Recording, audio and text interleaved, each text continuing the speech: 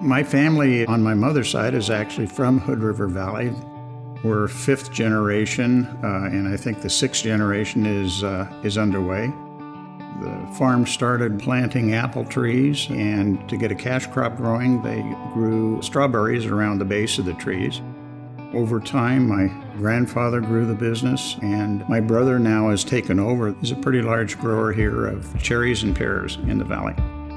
Myself, I wasn't a farmer. I went to college and ended up getting an engineering degree. I went to work right out of college with a very large engineering construction company associated with what we call mega projects, and spent the next 45 years with them.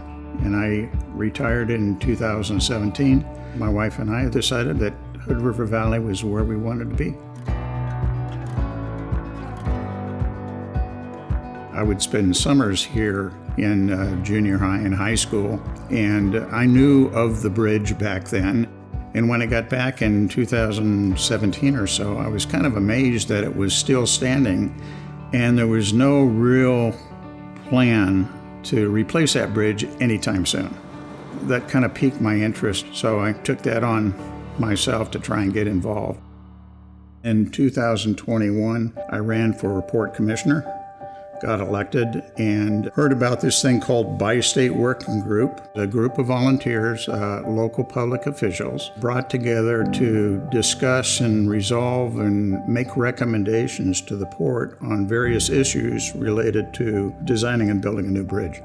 The Bi-State Working Group was staged up, I think now almost 5 years ago, and it was a shared commitment by the three cities, Hood River, Bingen, and White Salmon, the two counties, Hood River County in Oregon, Klickitat County in Washington, and then the Port of Hood River, collectively saying we all have a stake and a vested interest in this, respecting that the Port of Hood River owns the bridge, but that we want to all be at the table and also get our hands dirty and contribute to making sure that the pursuit of a new bridge is successful.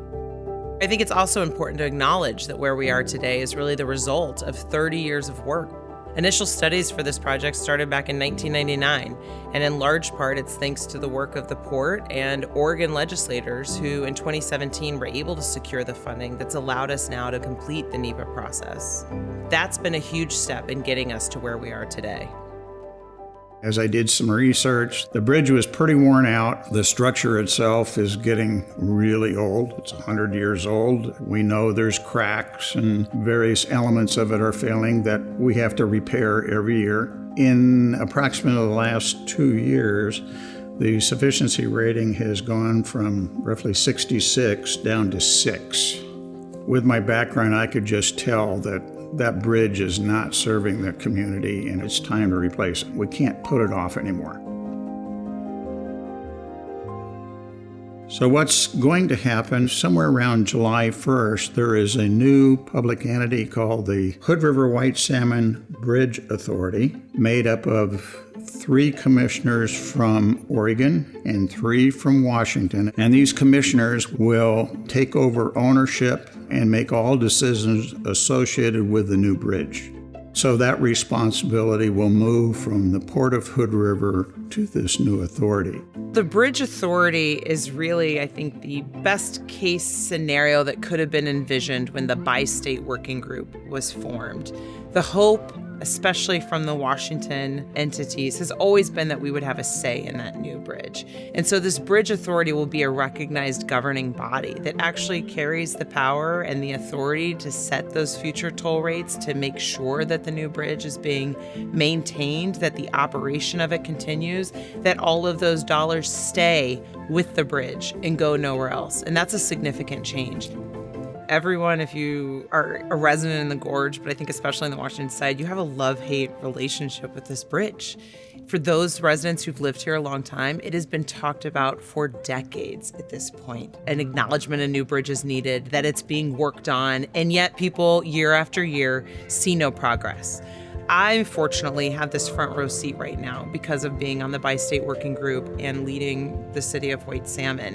And so I see that we really are moving the project further, that the combination of investments in infrastructure, programs, and spending, the motivation that we have locally, that we are going to make this new bridge happen. The reason why I believe this effort's going to be a success is that we've got the community buy-in of everybody in the surrounding organizations. The stars are aligning.